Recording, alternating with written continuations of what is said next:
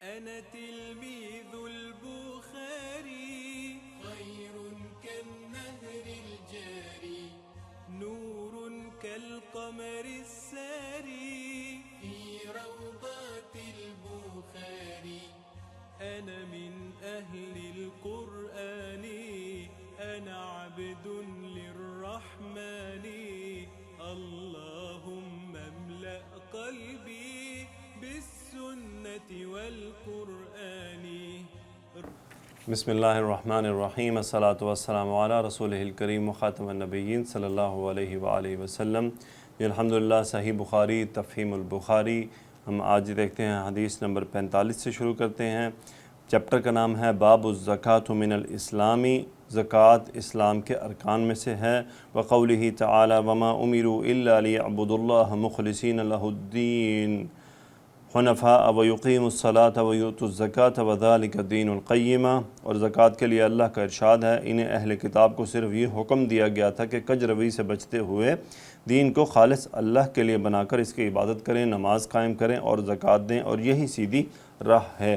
طلحہ بن عبید اللہ یقول جاء رجل الی رسول اللہ صلی اللہ علیہ وسلم من اہل نجد ثائر الرأس نسمع دوی صوته ولا نفقه ما يقول حتى دنا فإذا هو يسأل عن الإسلام فقال رسول الله صلى الله عليه وسلم 5 صلوات في اليوم والليلة فقال هل علي غيرها قال لا إلا أن تطوع قال وذكر له رسول الله صلى الله عليه وسلم وصيام رمضان قال هل علي غيره قال لا إلا أن تطوع قال وذكر له رسول الله صلى الله عليه وسلم الزكاة قال هل علي غيرها قال لا إلا أن تطوع قال فأدبر الرجل وهو يقول والله لا أزيد على هذا ولا أنقص قال رسول الله صلى الله عليه وسلم أفلح إن صدق.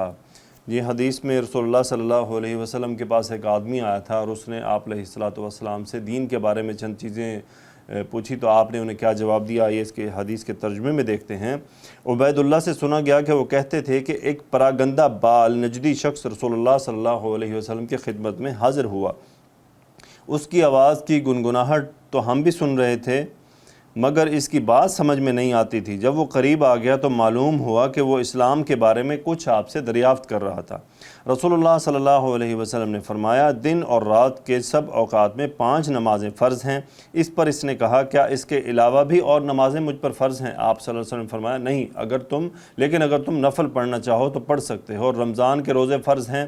اس نے کہا اس کے علاوہ بھی مجھ پر کچھ فرض ہے؟ آپ نے فرمایا نہیں، مگر نفل روزے رکھنا چاہو تو رکھ سکتے ہو.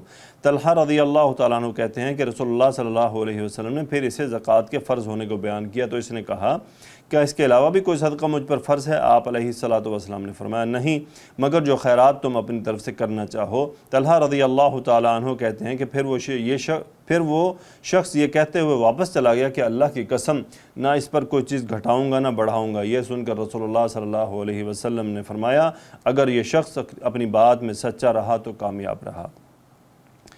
یہ کامیاب کا مطلب یہ ہے کہ اللہ کی خوشنودی اور آخرت کی سرفرازی اسے نصیب ہوگی. آپ صلی اللہ علیہ وسلم نے سائل کو اسلام کے وہ بنیادی احکام بتلا دیے جن پر اسلامی زندگی کی پوری عمارت تعمیر ہوتی ہے، اور یہی بنیادی احکام اپنی جگہ اسلامی اخلاق کی نشو و نما کے لیے سرچشمہ حیات کی حیثیت رکھتے ہیں.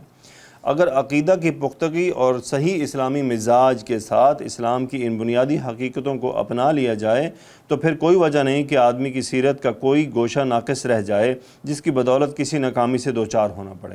اور یہ سائل کی سادگی اور اخلاص کی بات ہے کہ اس نے احکام میں کمی بیشی کو گوارا نہیں کیا.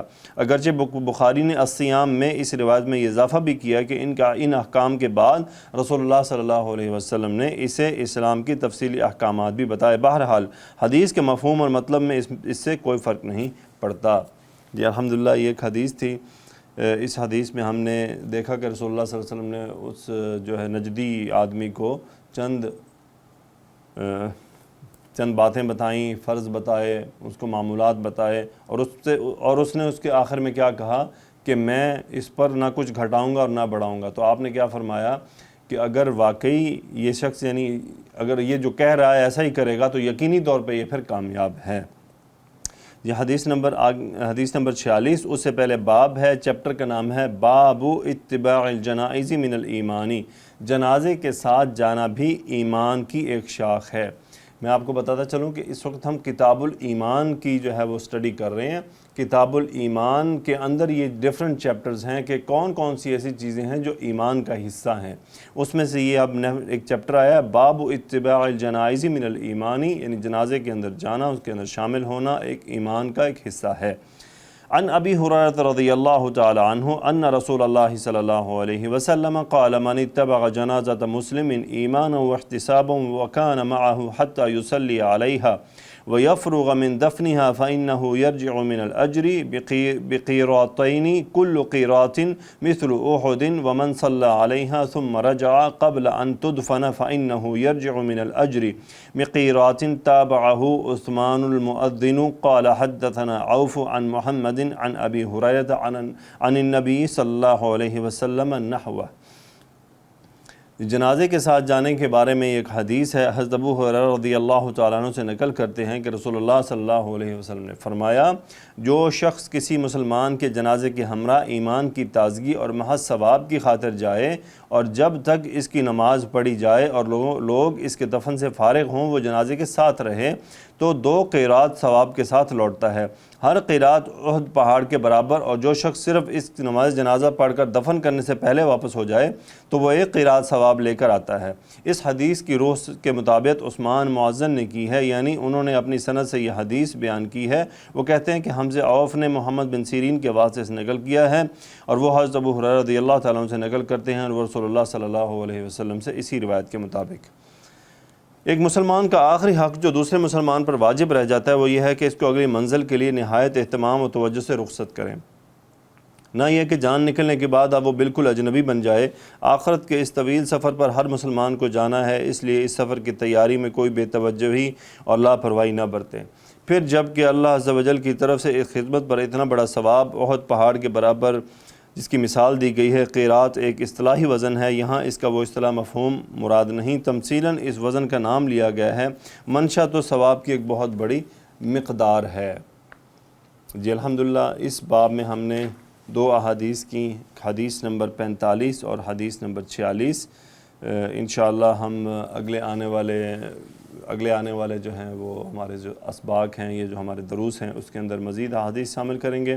الحمدللہ اللہ نے توفیق عطا فرمائی ہمیں یہاں پہ آج 2 احادیث پڑھنے کی۔ ایک تو اس میں زکوٰۃ تھی، پہلی حدیث میں، حدیث نمبر 45 میں زکوٰۃ کے معاملات، کہ زکوٰۃ جو ہے وہ ایمان کا حصہ ہے، ایمان کا رکن ہے، اور جنازے کے ساتھ جانا ایمان کی ایک شاخ ہے، یعنی اٹس اے برانچ آف ایمان، تو ایمان کی شاخ ہے، یعنی ایمان کے ارکان میں سے نہیں ہے بلکہ ایمان کی شاخ ہے۔ تو اللہ تعالی ہمیں توفیق عطا فرمائے کہ ہم جنازوں کی پیروی کیا کریں۔ عموماً یہاں پہ ایک میری ذاتی آبزرویشن ہے، میری ذاتی رائے ہے کہ ہم جنازہ بھی اس پہ جاتے ہیں جو ہمارا جاننے والا ہو، ہمارا کوئی قریبی رشتہ دار ہو یا بہت کوئی قریبی دوست ہو، ورنہ پاکستان میں الحمدللہ جنازوں کے اعلانات ہوتے رہتے ہیں لیکن ہم جانا پسند نہیں کرتے۔ انڈیا کا ایک واقعہ ہے جو آپ نے شاید سنا ہوگا کہ وہاں پہ ایک نائی تھا یا ایک کپڑے استری کرنے والا تھا، اللہ کم بیشی معاف فرمائے، ان دونوں میں سے ایک کیفیت تھی، اور وہ ایک دارالعلوم ایک بڑے مدرسے کے باہر اس کی دکان تھی۔